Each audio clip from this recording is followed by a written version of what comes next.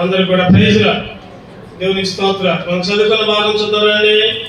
రోమీయులకు రాసిన పత్రిక 16వ అధ్యాయం. రోమీయులకు రాసిన పత్రిక 16వ అధ్యాయం 25-27 చదవండి. దగ్గరగా సమస్తమైన అన్యజనులు విశ్వాసమునకు విధేయులగునట్లు అనాది నుండి రహస్యముగా ఉంచబడి ఇప్పుడు ప్రత్యక్షపరచబడిన మర్మము నిత్య దేవుని ఆజ్ఞ ప్రకారము ప్రవక్తల లేఖనల ద్వారా వారికి తెలుపబడి ఉన్నది. ఈ మర్మమును అనుసరించి ఉన్న నా స్వార్థ ప్రకారముగాను యేసుక్రీస్తుని గూర్చిన ప్రకటన ప్రకారముగాను మిమ్మును స్థిరపరచుటకు శక్తిమంతుడును అద్వితీయ జ్ఞానవంతుడైన దేవునికి యేసుక్రీస్తు ద్వారా నిరంతరము మహిమ కలుగును గాక. నిరంతరము మహిమ కలుగును గాక. ఆమేన్. ఆమేన్ అంటే అర్థం చెప్పండి. అవునుగా. కొంతమంది ప్రార్థన అయిపోయిన తర్వాత ఆమేన్ చెప్పరు, నోట్లో చెప్పుకుంటారు. ఆమె అనేది గట్టిగా చెప్పాలి. ఆమె ఇక్కడ పౌలు కూడా రోమీయులకు రాసుకుంటూ 16 అధ్యాయాలు రాసుకుంటూ చివరిలో ఏమన్నాడు? ఆమేన్ అన్నాడు. అంటే ఈ అధ్యాయంలో వచ్చినవన్నీ కూడా అలాగూ జరుగును గాక, జరుగును గాక. ఇక్కడ చాలా పెద్ద వచనం చదువుకున్నాం కానీ క్లుప్తంగా ఒక వచనాన్ని ఒక భాగాన్ని తీసుకుందాం. మనం 2వ లైన్లో ఉంది, ఇప్పుడు ప్రత్యక్షపరచబడిన మర్మము. ఇప్పుడు ప్రత్యక్షపరచబడిన మర్మము. చివరి భాగంలో చూస్తే అద్వితీయ జ్ఞానవంతుడైన దేవునికి యేసుక్రీస్తు ద్వారా నిరంతరము మహిమ కలుగును గాక. ఆమేన్. ఇప్పుడు ఈ ఒక్క భాగాన్ని మనం చూసుకుందాం. ఇప్పుడు అంటే చెప్పండి. ఇప్పుడు అంటే ఈ క్షణంలో, ఈ సెకండ్లోనే. ఒక 5 నిమిషాల తర్వాత ఇప్పుడు అంటే కుదరదు, ఒకప్పుడు అంటే కుదరదు, అప్పుడు అంటే కుదరదు. ఇప్పుడు ఏముంది అక్కడ? ప్రత్యక్షపరచబడిన మర్మము. ఇప్పుడు ప్రత్యక్షపరచబడిన మర్మము. దేవుని నామాన్ని బట్టి దేవునికి స్తుతి, దేవునికి ఆరాధన, దేవునికి కనపరచడం యేసుక్రీస్తు ద్వారా మాత్రమే. గుర్తుపెట్టుకోండి. దేవుని ఆరాధించాలంటే ఎవరి ద్వారా ఆరాధించాలి? యేసుక్రీస్తు.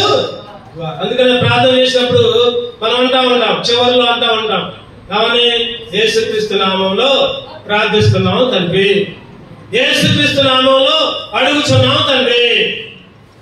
అంటే యేసుక్రీస్తు నామం అనేది ఉపయోగించాలి. చాలా మంది ఉపయోగించారు. ఇప్పుడు ప్రత్యక్షపరచబడిన మర్మం ఏం జరిగింది? ఇప్పుడు మనం ఏం జరిగింది? చాలా ఉన్నాయి కానీ క్లుప్తంగా ఒక 5 విషయాలు ధ్యానం చేసుకుని ఆరాధించుకోండి. ఇప్పుడు ఏం జరిగింది?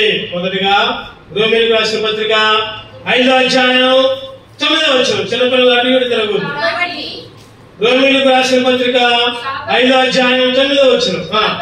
కాబట్టి ఆయన రక్తము వలన ఇప్పుడు నీతిమంతులముగా తీర్చబడి మరింత నిశ్చయముగా ఆయన ద్వారా ఉగ్రత నుండి రక్షింపబడుదము. ఇక్కడ 2 మాటలు ఉన్నాయి. ఇప్పుడు ఏం జరిగిందంటే ఆయన ద్వారా ఉగ్రత నుండి రక్షణ. చెప్పండి. ఇప్పుడు ఏం జరిగింది? ఉగ్రత నుండి రక్షణ. ఈరోజు నువ్వైనా నేనైనా మనందరం కూడా ఉగ్రతకి సిద్ధపడేవాళ్ళం. ఈరోజు చాలా మంది ప్రపంచంలో అందరూ కూడా ఉగ్రతకి సిద్ధపడుతున్నారు. ఏడవ ఉగ్రత అగ్నిగుండం, ఏడవ ఉగ్రత నరకం, ఏడవ ఉగ్రత మరణం. ఈరోజు చాలా మంది కూడా ఉగ్రతకి సిద్ధపడుతూ ఉంటుంటే ఇప్పుడు దేవుడు ఏం చేశాడంటే ఆయన రక్తం ద్వారా ఉగ్రత నుండి రక్షించాడు. ఈరోజు రక్షణ లేకపోతే, చెప్పండి, బాప్తిస్మం అనే అనుభవం లేకపోతే మనందరం కూడా ఉగ్రతకే పాలపంపులు కలిగి ఉండేవాళ్ళం, అవిధేయులుగా ఉండి ఉగ్రతకి ఆహ్వానించేవాళ్ళం. అందుకనే ఎఫ్సీ గ్రంథకర్త అంటా ఉంటాడు కదా, ఎఫెసీయులకు రాసిన పత్రిక 5వ అధ్యాయం 6వ వచనం. వ్యర్థమైన మాటల వలన ఎవడనో మిమ్మల్ని మోసపరచనీయకుడి, ఇట్టి క్రియల వలన దేవుని ఉగ్రత అవిధేయులైన వారి మీదకి వచ్చును కనుక అట్టి వారితో పాలివారై ఉండకుడి. అట్టి వారితో మీరు పాలివారై ఉండకుడి. అటువంటి వారి నుంచి పాలివారను కాకుండా విడిపించబడి అవిధేయులైన వారి మీదకి వచ్చే ఉగ్రత నుంచి దేవుడు మనల్ని తప్పించాడు. ఒకప్పుడు నువ్వు నేను అవిధేయులుగా ఉంటూ అవిధేయులైన వారితో పాలి భాగస్తులుగా ఉంటున్నావు, అవిధేయులైన వారితో సహవాసం చేస్తున్నావు, అవిధేయులుగా నువ్వు నేను జీవిస్తున్నావు. అవిధేయులైన వారి మీదకి ఏమొచ్చిందంటే ఉగ్రత వచ్చింది. చెప్పండి, అవిధేయుల మీదకి ఏమొచ్చింది? ఉగ్రత, దేవుని ఉగ్రత. ఇప్పుడేం చేశాడు దేవుడు? ఆయన రక్తం వలన ఉగ్రత నుండి రక్షించాడు. అయ్యో, రాబో ఉగ్రత నుంచి మిమ్మల్ని తప్పించేవారు ఎవరు అనేది మాటలు చెప్పండి. ఎవరు అంటారు? రాబో ఉగ్రత నుంచి మిమ్మల్ని చూద్దాం. మత్తయి సువార్త 3వ అధ్యాయం, మత్తయి సువార్త 3వ అధ్యాయం 7వ వచనం. మత్తయి సువార్త 3:6-7 తన పాపములు ఒప్పుకొనుచు యోర్దాను నదిలో అతని చేత బాప్తిస్మం పొందుచుండిరి. అతడు పరిసయ్యులను సద్దూకయ్యులను అనేకులు బాప్తిస్మం పొందవచ్చుట చూచి, సర్ప సంతానమా, రాబో ఉగ్రతను తప్పించుకున్నట్టుకు మీకు బుద్ధి చెప్పిన వాడెవడు? మారు మనసుకు తగిన ఫలము ఫలించుడి. సర్ప సంతానమా, ఎవరు చెప్పండి? ఈ మాట ఎవరు? పరిసయ్యులు, సద్దూకయ్యులు. పరిసయ్యులు, సద్దూకయ్యులు అంటే మామూలు కాదు. వాళ్ళందరూ పెద్దలు, అందరికీ దారి చూపించే వాళ్ళు. అటువంటి వాళ్ళని పట్టుకొని సర్ప సంతానమా రాబో ఉగ్రత నుంచి ఎవరు మిమ్మల్ని తప్పిస్తారు? చాలా మంది వచ్చారంట బాప్తిస్మాలు తీసుకోవడానికి. ఎవరి మాట్లాడాలి చెప్పండి? ఇప్పుడైనా ఎవరనేది? బాప్తిస్మం ఇచ్చు యోహాను. ఈరోజు నువ్వు నేను కూడా అటువంటి ఉగ్రతలో ఉంటే, సర్ప సంతానముగా ఉంటే, అపవాది పిల్లలంగా ఉంటే, అందరూ ఎవరు చెప్పండి? మనం దేవుని పిల్లలు కాదు, అపవాది పిల్లలు. అందుకనే యోహాను సువార్త 8వ అధ్యాయం 44వ వచనం. యోహాను సువార్త 8:44. మీరు మీ తండ్రి అపవాది సంబంధులు, మీ తండ్రి దురాశలు నెరవేర్చుకోరుచున్నారు. ఆది నుండి వాడు నరహంతకుడైంది, సత్యమందు నిలిచిందువాడు కాడు, వాని యందు సత్యమేమీ లేదు.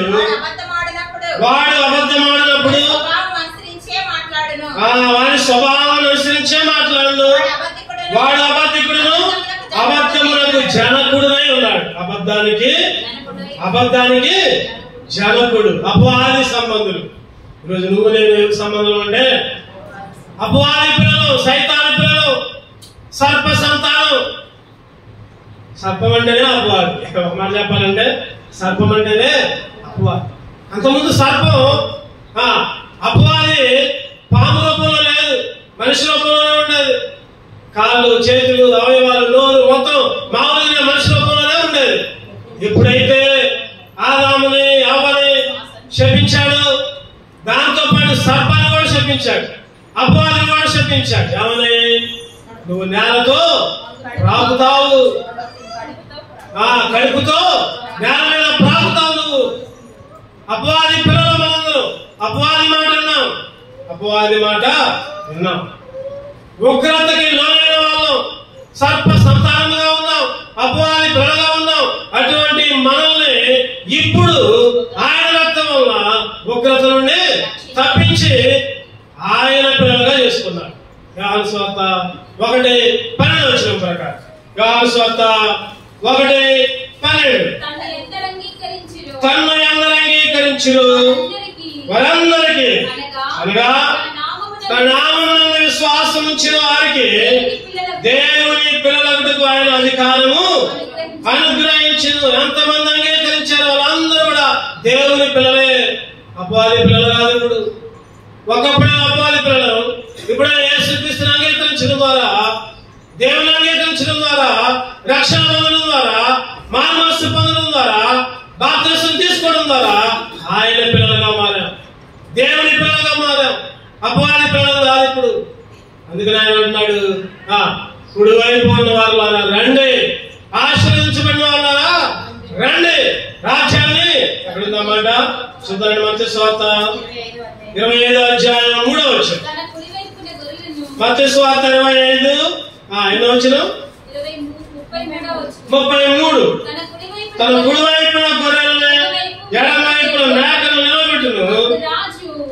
అప్పుడు రాజు తన కుడివైపు ఉన్న వారిని చూచి, నా తండ్రి చేత ఆశీర్వదించబడిన వారు రండి, లోకము పుట్టిన మొదలుకొని మీ కొరకు సిద్ధపరచబడిన రాజ్యమును స్వతంత్రించును. ఒకప్పుడు ఎడమ వైపు ఉన్నాం మనం, ఒకప్పుడు మేకలుగా ఉన్నాం, ఒకప్పుడు మేకల గుంపుగా ఉన్నాం, అపవాది పిల్లగా ఉన్నాం, ఉగ్రతకి వారసులుగా ఉన్నాం, ఉగ్రత కొరకు సిద్ధపరచబడి ఉన్నాం. కానీ ఇప్పుడు ఆయన రక్తం ద్వారా కుడివైపుకి వచ్చాం, గొర్రెలుగా మారాం, దేవుని పిల్లగా మారాం.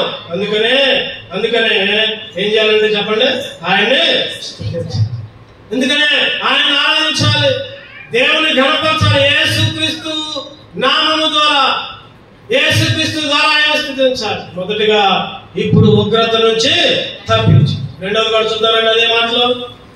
ఇప్పుడు రోమీయులకు రాసిన పత్రిక 5వ అధ్యాయం 9వ వచనం. కాబట్టి ఆయన రక్తం వలన ఇప్పుడు నీతిమంతులుగా మారాం. చాలు. ఒకటిదేమో ఉగ్రత నుంచి తప్పించబడ్డాం, రెండవది చెప్పాలి, రెండవది నీతిమంతులుగా మారాం. నీతిమంతులుగా, అసలు నీతిమంతులు ఉన్నారా భూమి మీద? చెప్పండి. చచ్చిపోయినప్పుడు రాస్తారు ఏమని? సమాధుల మీద రాస్తారు, నీతిమంతుని జ్ఞాపకం చేసుకున్నట ఆశీర్వాదకరం. ఎవరా నీతిమంతుడు? యేసుక్రీస్తు. ఎవరైతే యేసుక్రీస్తుని నమ్మి పాపాలను విడిచిపెడతారో వాళ్ళు కూడా నీతిమంతులుగా మారుతారు. విచారం ఏంటంటే, దేవుని మందిరానికి రాకుండా, దేవుని సన్నిధిలో గడపకుండా, దేవుని ఆరాధించకుండా, తాగుబోతులుగా ఉండి, తిరుగుబోతులుగా ఉండి సమాధి చేసినప్పుడు వాళ్ళ పేర్ల మీద కూడా నీతిమంతులను రాస్తారు. వాళ్ళ గురించి ప్రార్థన చేసినప్పుడు, అలా సమాధి చేసినప్పుడు కూడా నీతిమంతులనే చెబుతా ఉంటారు. ఎందుకంటే బాగోదుగా మరి అట్లా చెప్తే. ఈరోజు నీతిమంతులుగా మార్చబడ్డావు. నువ్వు నేను నీతిమంతులు కాదు, దుర్మార్గులు, పాపులు, అపవిత్రులు, దుష్టులు, ఏమాత్రం కూడా మంచితనం లేదు. మన నీతిమంతం చెప్పండి, మన నీతి యావత్తు కూడా మురికి పేలికలే. మన నీతి యావత్తు మురికి పేలికలే, అపవిత్రులు మనం. యెషయా గ్రంథం 64వ అధ్యాయం 6వ వచనం. యెషయా గ్రంథం 64:6. మేమందరము అపవిత్రులు వంటి వారమైతిమి, మా నీతి క్రియలన్నీ మురికి గుడ్డల వలె నాయను. చాలు, మేమందరము కూడా అపవిత్రులు. ఎవరి వంటి చెప్పండి? మనం అపవిత్రులు. ఏమాత్రం కూడా పాపం, ఏమాత్రం కూడా నీతి లేదు. అందుకనే రోమా 3:23లో, రోమా 3:23, ఏ భేదము లేదు, అందరూ పాపము చేసి దేవుడు అనుగ్రహించి మహిమను పొందలేకపోతున్నారు. ఏ భేదము లేదు, అందరూ పాపము చేసి దేవుడు అనుగ్రహించి మహిమను పొందలేకపోతున్నారు. 11వ వచనం చూస్తే, నీతిమంతుడు లేడు, ఒక్కడు కూడా లేదు. నీతిమంతుడు లేడు, అందరూ కూడా పాపులమే, అందరూ కూడా దుర్మార్గులు. కానీ ఆయన రక్తం వలన, యేసుక్రీస్తు పవిత్ర రక్తం వలన నీతిమంతులుగా మారాం. ఇప్పుడు అనే మాట మనం చూస్తున్నాం. ఇప్పుడు ప్రత్యక్షపరచబడిన మర్మం ఏంటంటే, ఇప్పుడు ఒకరి నుంచి తప్పించబడ్డాం. రెండవది ఇప్పుడు నీతిమంతులుగా మాయ. మూడవది చూద్దామండి, రోమీయులకు రాసిన పత్రిక 6వ అధ్యాయం 22వ వచనం. రోమీయులకు రాసిన పత్రిక 6:22. అయినను ఇప్పుడు పాపము నుండి విమోచించబడి దేవునికి దాసులైనందున పరిశుద్ధత కలుగుటే మీకు ఫలము, దాని అంతము నిత్య జీవము. అయినను ఇప్పుడు పాపం నుండి విమోచించబడి ఇప్పుడు ఒకటో చెప్పండి. ఇప్పుడు ఉగ్రత చెప్పాలి, అందరూ చెప్పాలి, అన్ని నోరులు తెలపడాలి, ఎవరు కూడా మౌనంగా ఉండదు. ఇప్పుడు ఉగ్రత నుంచి తప్పించబడ్డారు. రెండోది ఇప్పుడు నీతిమంతులుగా తీర్చబడ్డారు. మూడోది ఇప్పుడు పాపము నుండి విమోచించబడ్డారు. ఈ మాట గుర్తుంచుకుంటే తేలిగ్గా ఆరాధన చేయొచ్చు అందరూ. ఏ రోజు చెప్పే మాటలు బట్టి ఆ రోజు ఆరాధన చేయాలి. పాత ఆరాధన, శ్రద్ధ ఆరాధన చేయొద్దు. గుర్తుపెట్టుకోండి. సద్య తింటాం మనం, ఆరాధన మాత్రం ఇప్పుడు మాట్లాడు. అందుకనే ప్రతి ఆదివారం రోజు దేవుడు ప్రేరేపించిన నూతనమైన ఆరాధన వర్తమానాలు దేవుడు మనకి ఇస్తున్నాడు. ఇప్పుడు ఉగ్రత నుంచి తప్పించబడ్డాం, ఇప్పుడు నీతిమంతులుగా తీర్చబడ్డాం, ఇప్పుడు పాపము నుంచి విమోచించబడి దేవునికి దాసులైన. అది ముఖ్యం. దేవునికి దాసులైన. ఒకప్పుడు చెప్పండి, దేనికి దాసులైన చెప్పండి. పాపానికి దాసులు. ఒకప్పుడు దొంగతనానికి దాసులే. ఒకప్పుడు అబద్ధాలకి దాసులే. ఒకప్పుడు చెప్పాలి, మీ అలవాట్లు మీకే తెలుసు. ఒకప్పుడు టీవీలకి, సీరియళ్ళకి, ఒకప్పుడు సినిమాలకి, ఒకప్పుడు పిచ్చి పిచ్చి పాటలకి, డాన్సులకి దాసులుగా ఉన్నాం. ఒకప్పుడు దేవునికి దాసులుగా లేము. ఒకప్పుడు సైతానికి దాసులుగా ఉన్నాం, లోకానికి దాసులుగా ఉన్నాం, మతాలకు దాసులుగా ఉన్నాం, ఆచారాలకు దాసులుగా ఉన్నాం, కులాలకు దాసులుగా ఉన్నాం. ఒకప్పుడు ఏంటన్నా, ఇప్పుడు కూడా అంతే ఉన్నాం అంటారా? చెప్పండి. ఒకప్పుడు కాదు, ఇప్పుడు కూడా మేము అంతే ఉన్నాం. మా కులంలో ఏం చెప్తే మేము అదే చేస్తాం. పెళ్లిళ్ళప్పుడు, ఫంక్షన్లప్పుడు ఇక్కడ ఏం చేసేది ఏం లేదు. ఒకప్పుడు దాసులుగా ఉన్నాం, ఇప్పుడు చెప్పండి దాన్ని అంతా విడిచిపెట్టి దేవునికి దాసులుగా మారాం. అందుకే దేవుని స్తుతించాలయ్యా. ఒకప్పుడైతే లోకానికి దాసులుగా ఉన్నాం, పాపానికి దాసులుగా ఉన్నాం, అబద్ధానికి, దొంగతనానికి, వ్యభిచారపు చూపులకి, కామ క్రోధ మన మాత్సర్యాలకి దాసులుగా ఉన్నాం. కానీ ఇప్పుడైతే దేవునికి, అందుకని 1 Petrus 2:9 అంటా ఉంటాడు కదా, ఒకప్పుడు ప్రజగా కాదు, ఇప్పుడు దేవుని ప్రజగా ఉన్నాం. రాజులైన యాజక సమూహంలో ఒకప్పుడు ప్రజగా ఉన్నాం, దేవుని ప్రజగా ఉన్నాం. దేవుని ప్రజగా ఉన్నాం. ఒకప్పుడు నువ్వు నేను పాపానికి దాసు. అందుకని యోహాను సువార్తలో ఒక మాట చదివిస్తానండి. 8వ అధ్యాయం 34 వచ్చింది. యోహాను సువార్త 8:34. అందుకు యేసు పాపము చేయు ప్రతి వాడును పాపమునకు దాసుడు. పాపము చేయు ప్రతి వాడు కూడా పాపానికి చాలాసార్లు చెప్పుకున్నాం. దేనికి దాసులము చాలాసార్లు చెప్పుకున్నాం. పాపం చేసే ప్రతి వాడు కూడా పాపానికి దాసుడు. పాపం కోసం అంట పరుగులెత్తుకుంటాం. ఒకప్పుడు మన కాళ్ళు దేనికోసం పరిగెత్తాయంటే పాపం కోసం. మన కాళ్ళు, మన చేతులు, మన ఆలోచనలు, మన తలంపులు. యెషయా గ్రంథకర్త అంతా ఉంటాడు కదా, చూద్దామండి. 59వ అధ్యాయం యెషయా 59:7 వచనం. వారి కాళ్ళు పాపము చేయ పరిగెత్తుచున్నవి. వారి కాళ్ళు పాపము చేయ పరిగెత్తుచున్నవి. నిరపరాధులను చంపుటకై త్వరపడుచున్నవి. ఒకప్పుడు నీ కాళ్ళు, నా కాళ్ళు పాపం చేయడానికి పరిగెత్తుంది. పాపానికి దాసులుగా ఉన్నా, అందుకే పాపం చేయడానికే పరిగెత్తుతుంది.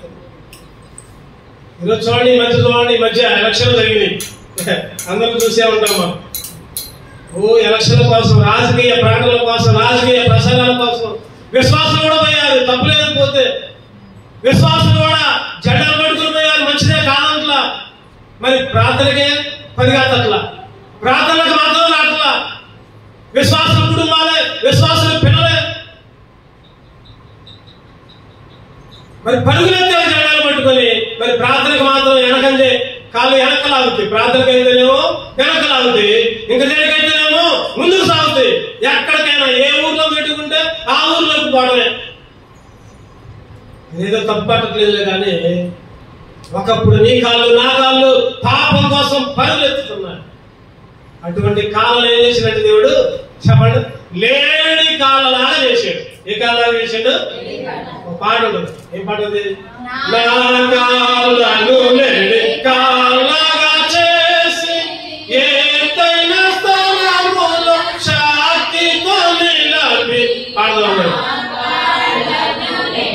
కాళ్ళగా చేసి ఏదైనా స్థలములో శక్తితో నిలిపి రక్షణ కేడము నాతో నుంచి, రక్షణ కేడము నాతో నుంచి అక్షయముగా తన అక్షయము చేసిన, అక్షయముగా తన అక్షయము చేసిన యెహోవా నా బలమా,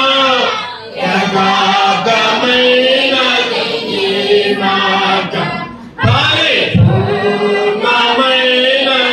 నీ మార్గం. మన కాళ్ళని లేడి కాళ్ళగా మార్చిండు. అందుకని ఈ రోజు ఆరాధనకు వచ్చాం. ఈరోజు ఎంతో మంది ఇంకా ఇళ్లలో పనులు చేసుకుంటూ ఉన్నారు, ఇంకా ఇళ్లలో అంట్లు కడుక్కుంటా, బట్టలు తుక్కుంటా, ఇంకా ఇంటి పనులు చేసుకుంటా. కానీ మనమైతే ఆరాధన సమయం కల్లా దేవుడు మందిరానికి తోడుకొని వచ్చాడు. లేడి కాళ్ళుగా ఉన్నాయి. ఒకప్పుడు కాళ్ళు కానివి, ఒకప్పుడు పాపము కాళ్ళు, ఒకప్పుడు పాపము కోసం పరుగులెత్తే కాళ్ళు, ఇప్పుడు లేడి కాళ్ళగా మార్చి, ఇప్పుడు పాపానికి దాసులుగా విమోచించి దేవునికి దాసులుగా ఉంచింది. అందుకే దేవుణ్ణి స్తుతించాలి. 3:4 చూద్దానండి. రోమీయులకు రాసిన పత్రిక 5వ అధ్యాయం 11వ వచనం. రోమీయులకు రాసిన పత్రిక 5వ అధ్యాయం 11వ వచనం. అంతేకాదు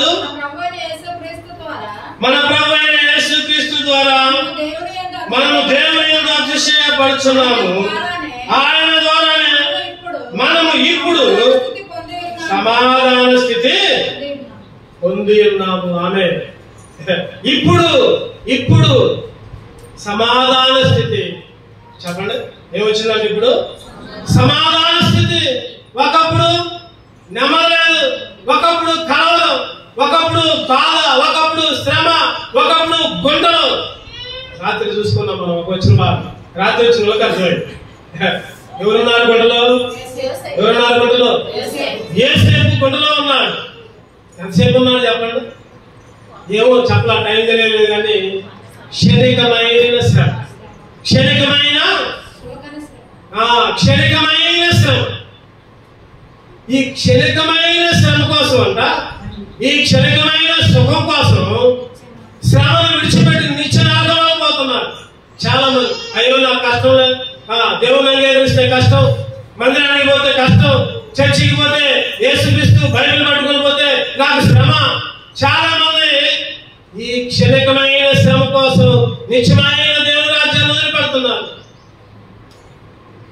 ఒకప్పుడు నువ్వు నేను నమ్మలేని స్థితిలో ఉన్నావు, ఒకప్పుడు గుంటలో ఉన్నావు, ఒకప్పుడు ఇరుకులో ఉన్నావు, ఒకప్పుడు బాధలో ఉన్నావు. కానీ ఇప్పుడు గుంట నుంచి విడుదల, నెమ్మది నుంచి విడుదల, శ్రమ నుంచి విడుదల, సంతోషం, సమాధానం, ఆనందం. చెప్పన శక్యమును చెప్పాలి కూర్చేరాదు. మహిమాయుక్తములైన యేసుక్రీస్తుని అంగీకరిస్తేనే సంతోషం. నీకు ఆస్తుంటే సంతోషం రాదు, అంతస్తుంటే సంతోషం రాదు, ఏది ఉన్నా కూడా నీకు సంతోషం రాదు. ఏది కూడా యేసుక్రీస్తుని కలిగితే ఆ సంతోషం వేరే లెవెల్లో ఉంటుంది. కొంతమంది అంటారు వేరే లెవెల్ అంటారు. యేసుక్రీస్తుని అంగీకరిస్తే ఆ సంతోషం. అందుకని బైబిల్లో మాట ఉంది, ఏంటన్నమాట? చెప్పన సత్యములు మహిమాయుక్తమైన నీకు నాకు సంతోషం. ఈ మధ్యనే ధనవంతులు, గొప్ప గొప్ప ఉద్యోగస్తులు, ఒక ఫ్యామిలీ మంచి ఉద్యోగం అంట హైదరాబాద్ లో అందరూ కుటుంబంలో తల్లిదండ్రులు ఉద్యోగస్తులే, పిల్లలు కూడా ఉద్యోగస్తులే. 5 వచ్చారు ఓటేయడానికి వచ్చారు. ఎక్కడికి వచ్చారు ఓటేయడానికి? అనంతపురం గుత్తి అనే ప్రాంతంలోకి వచ్చారు. ఓటేశారు. ఓటేయడం అయిపోయింది, మొత్తం బాగా గడిపారు ఆ రోజు మొత్తం. మరి తెల్లారి పొద్దున్నే జాబ్లోకి వెళ్ళాలి. వాళ్ళు అనుకున్నారు కదా, ఒక కారు మాట్లాడుకుందాం. అప్పటికప్పుడే కారు మాట్లాడుకున్నారు, డ్రైవర్ మాట్లాడుకున్నారు. మధ్యరాత్రి 12 1 గంటకు కారు మాట్లాడుకున్నారు. కారులో బయలుదేరారు. ఒక లారీ ఢీకొంది. 5 అక్కడికక్కడే చచ్చిపోయారు. చూసే ఉంటారు. 13వ తారీఖు తెల్లారే వార్తల్లో చూసే ఉంటారు. ఓటేయడానికి వచ్చారు. ఎంత సంతోషంగా వచ్చారో వాళ్ళు. మరి ఏ పార్టీ కూడా ఎంత అనుకున్నారు, ఎంత భవిష్యత్తు కన్నారు. వాళ్ళకి ఎన్నో ఆస్తులు ఉన్నాయి, మిద్దెలు ఉన్నాయి, హైదరాబాద్ లో బిల్డింగ్లు ఉన్నాయి. ఓటేశారు, మళ్ళీ పోయారు అక్కడికి. చెప్పండి, ఈ లోకంలో ఏది కూడా నీకు సంతోషం లేదు, ఏది కూడా సమాధానం లేదు, ఏది కూడా నెమ్మది లేదు. కొంతమంది ఏమో చచ్చిపోయారు, కొంతమంది ఏమో హాస్పిటల్లో. ఎంత భయంకరమైన జీవితం. ఈరోజు ఒక క్రైస్తవుడిగా, దేవుని అంగీకరించిన బిడ్డగా, దేవుని ఆరాధించే బిడ్డగా చచ్చిపోయినా కూడా ఒక నిరీక్షణ ఉంది మనకి. ఎందుకు చెప్పండి? చచ్చిపోయినా కూడా బాధపడడం, ఏడవము. ఒకసారి నాకు అనిపించింది, చనిపోతే చాలా మంది ఏడుస్తూ ఉంటారు, విశ్వాసులు కూడా ఏడుస్తూ ఉంటారు. మరి ఎందుకు ఏడుస్తారో నాకు అర్థం కాదు. మా అమ్మగారు చనిపోయినప్పుడైతే నాకు కూడా ఏడుపు వచ్చినాయి, కానీ మా అమ్మగారు అన్న మాట గుర్తుకొచ్చేది. నాకు బాగా ఏడుపు వచ్చింది. మా తమ్ముళ్ళు, మేము మా పిల్లలు చిన్న పిల్లలు, వాళ్ళకి ఏం తెలియదు. అయ్యా అందరూ ఏడుస్తున్నారు, నాకు ఏడుపు వచ్చింది, కానీ ఏడవట్లా. మా అమ్మగారు ఒకటే మాట అన్నారు, అయ్యా నేను చచ్చిపోయినప్పుడు ఏడవద్దు. నేను చచ్చిపోయా అంటే దాని అర్థం ఏంటంటే పరలోకానికి వెళ్తున్నా. ఈరోజు అటువంటి నిరీక్షణ నువ్వు నేను కలిగి ఉండాలి మనం. ఈరోజు నేను కూడా చెబుతా, ఒక్కోసారి నేను చచ్చిపోయినప్పుడు ఎవరు కూడా ఏడవద్దు, సంతోషంగా పాటలు పాడుకుంటూ సమాధి చేయాలని చెప్తా ఉంటా. ఈరోజు మనం నిరీక్షణ, మనకు ఒక టైం ఉంది, వస్తాం పోతాం. ఎప్పుడు దిగుతామో తెలియదు, ఎప్పుడు ఎక్కుతామో తెలియదు. మనం చెప్పుకున్నాం. మనం మార్తమాపల్లి ఇంట్లో వందే భారత్ ఎక్స్ప్రెస్ ట్రైన్ బయలుదేరుతుంది. మధ్యలో ఎంతోమంది దిగుతారు చెప్పండి? ఎంతోమంది ఎక్కుతారు, ఎంతోమంది దిగుతారు, ఎంతోమంది ఎక్కుతారు. దాంట్లో నువ్వు నేను కూడా అంతే. ఆదాము దగ్గర నుంచి ప్రారంభమైంది. ఎప్పుడు దాకా యేసుక్రీస్తు అక్కడ దాకా పుడుతూనే ఉండాలి, చచ్చిపోతూనే ఉండాలి. చావుని లెక్క చేయరు. ఎవరు లెక్క చేయరు చావుని? క్రైస్తవం. యేసుక్రీస్తుని అంగీకరించారు. ఈరోజు అందుకనే యేసుక్రీస్తుని అంగీకరిస్తే సంతోషం, నెమ్మది, సమాధానం. ఎందుకు అంటే ఒక నిరీక్షణ. నేను చచ్చిపోయినా కూడా పరలోక రాజ్యం జరిగిపోతాను. అప్పుడప్పుడు రాయలమ్మ కూడా చెబుతా ఉంటాను, అయ్యా నేను ఉన్నంతసేపు మందిరంలోనే ఉంటానయ్యా, ఏదో ఒక పని చేస్తా, చేత కాకపోయినా అన్నది. నాకు మా అమ్మను చూస్తే చాలా సంతోషం అయింది ఒకసారి. అటువంటి నిరీక్షణ, అటువంటి నెమ్మది, సంతోషం. ఆ రోజు దోతలు ఎవరు జ్ఞానులు వచ్చారు. యేసుక్రీస్తు పుట్టినప్పుడు నక్షత్రాలు చూసుకుంటూ జ్ఞానులు వచ్చారు. జ్ఞానులు వచ్చినప్పుడు హేరోదికి కళ వచ్చింది. ఏమొచ్చింది చెప్పండి? హేరోదు రాజు అయినా కానీ నెమ్మదలేదు, అయినా కానీ సంతోషం. ఈరోజు నీకు నాకు రాజు కాకపోయినా, పేదైనా బేదరాలమైనా, ఇల్లు లేకపోయినా, కుమారులు కోడళ్ళు మనం పట్టించుకోకపోయినా, మనం చూడకపోయినా నెమ్మది, సంతోషం, సమాధానం. యేసుక్రీస్తులో సంతోషం, యేసుక్రీస్తులో సంతోషం. నెమ్మది లేక మనందరం కూడా వంకర త్రోవల్లో నడిచే ఉంటాం. ఎక్కడ తెలిసాం? వంకర త్రోవల్లో. శాంతి లేకపోతే, సంతోషం లేకపోతే, నెమ్మది లేకపోతే వంకర త్రోవలే, వంకర మార్గాలే, వంకర మాటలే, వంకర బుద్ధులే, వంకర చూపులే. కాకి లాంటి బ్రతుకు, కాకి నడక. చూసారా? కాకి నడక చాలాసార్లు చెప్పుకోండి. వంకర వంకరగా నడిచింది. దాని సూపు కూడా దొంగ సూపు. అందుకని యెషయా గ్రంథకర్త ఒక మాట అంటాడు, చూద్దామండి. యెషయా 59 8. యెషయా 59:8 శాంతవర్తనమును వారెరుగురు, వారి నడవడంలో న్యాయము కనబడదు, వారు తమ కొరకు వంకర త్రోవలు కల్పించుకొనుచున్నారు, వాటిలో నడుచువాడు కూడా శాంతి నొందడు, సంతోషం రాదు, నెమ్మది, సమాధానం ఉండదు. వంకర చూపులు, వంకర మార్గాలు, వంకర త్రోవలు ఎవరైతే కల్పించుకుంటున్నారు, ఈరోజు ఆశ్చర్యకరం ఏంటంటే అటువంటి వంకర త్రోవల నుంచి దేవుడు మనల్ని నడిపించాడు సరైన మార్గంలోకి. ఇదిగో ఇదే సరైన త్రోవ, దీంట్లో నాడు ఒక హెచ్చరిక, ఒక గద్దింపు, ఒక బుద్ధి చెప్పే విషయం. ఈరోజు ఇప్పుడు సమాధానం వచ్చింది, ఇప్పుడు సంతోషం వచ్చింది. చివరిగా 5వ చూద్దామండి. చివరిగా 5వ చూసుకుని 6వ ప్రవేశిద్దాం. రోమిలకు రాసిన పత్రిక 8:1 వచ్చింది. కాబట్టి ఇప్పుడు క్రీస్తు యేసునందు వారికి ఏ శిక్ష విధి లేదు. ఇప్పుడు చెప్పండి, ఇప్పుడు క్రీస్తు యేసునందు వారికి ఏ శిక్ష లేదు. ఇప్పుడు అనే మాట మీద మనం చూసుకున్నాం. ఇప్పుడు ప్రత్యక్షపరచబడిన మనం చాలా ఉన్నాయి కానీ మన సమయాన్ని కొలిది 5 మాత్రం చూసుకున్నాం. చెప్పాలి, అందరూ చెప్పాలి, మీ టైం వచ్చింది.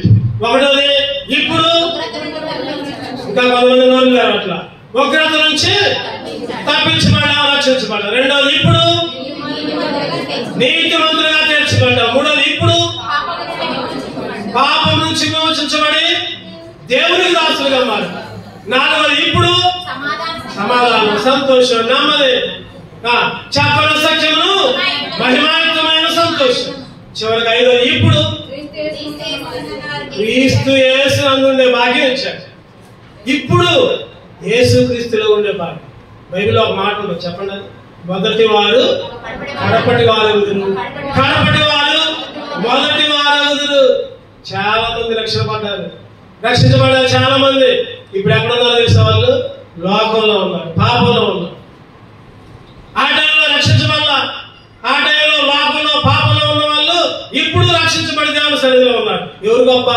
ఇప్పుడున్న వాళ్ళు గొప్ప, అప్పుడున్న వాళ్ళు గొప్ప? చెప్పాలి, మీరే చెప్పాలి. ఇప్పుడున్న వాళ్ళే గొప్ప.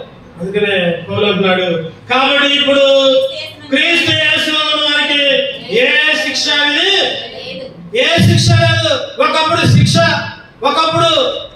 ఒకప్పుడు మనకి శిక్ష వచ్చింది. కయ్యూని అంటాడు కదా, అయ్యో నా దోష శిక్ష భరింపరాంది. నువ్వు నేను కూడా ఆ మాటలు మాట్లాడటానికి యోగ్యులు. మనం ఒక మాట చెప్పాలంటే కయ్యూనితో సహపాలి వారు, మనం కయ్యూనులాగా అనేవాళ్ళు. అయ్యో నా దోష, చదవండి అన్నమాట. ఆదికాండం 4:13.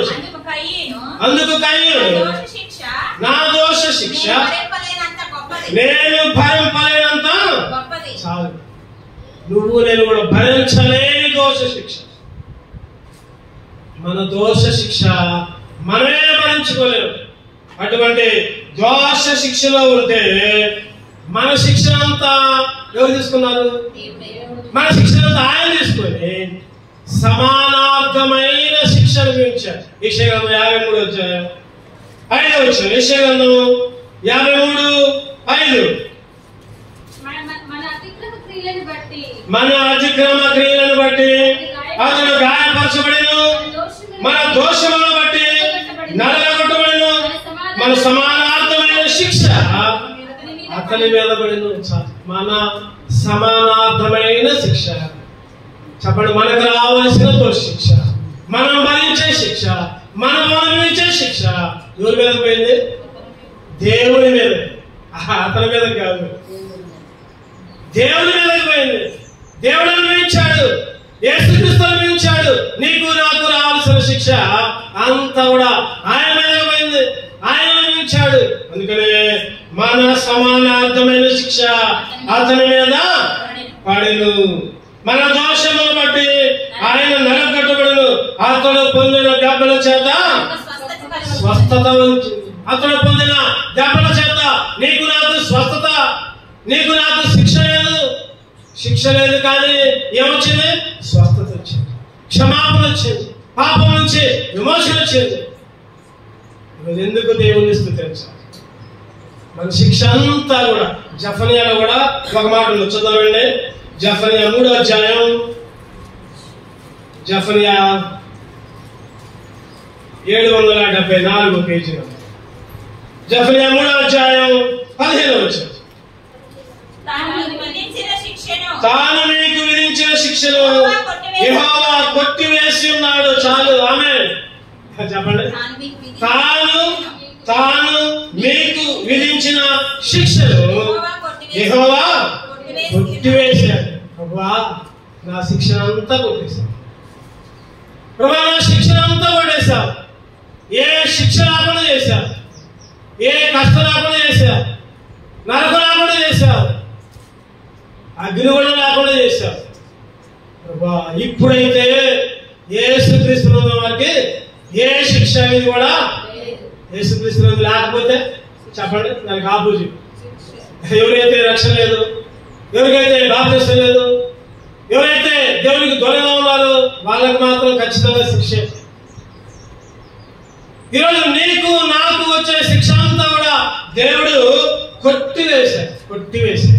ఈరోజు అందుకే ఆయన స్థితించాడు. ఎందుకు దేవుని స్థితించాడు? ఎందుకు? ఇప్పుడు ప్రత్యక్షమైన పరచమైన మనము యేసుక్రీస్తుని బట్టి ఆయన్ని దేవుని స్తుతించాలి. ఎందుకు అంటే ఇప్పుడు అనే అనుభవంలో 5 అనుభవాలు చూసుకున్నాం. ఇప్పుడు ఉగ్రత నుంచి, ఇప్పుడు నీతిమంతులుగా మార్చాడు. 3గా ఇప్పుడు పాపం నుంచి విడిపించబడి దేవునికి దాసులుగా వచ్చాడు. 4గా ఇప్పుడు సమాధానం వచ్చింది.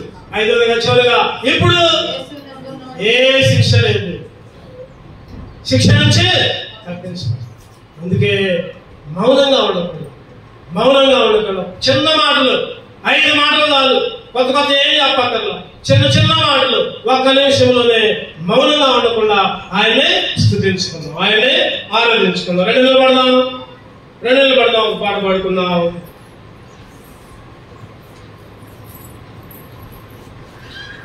(231) పాట సంఖ్య 126 పాడుకున్నాం. 126 దేవాని తలం 1వ వచనం, చివరి వచనం పాడుకున్నాం. చివరి వచనం పాడుకున్నప్పుడు సండే స్కూల్ పిల్లలు సండే స్కూల్కి వెళ్తారు. దేవాని తలంపులు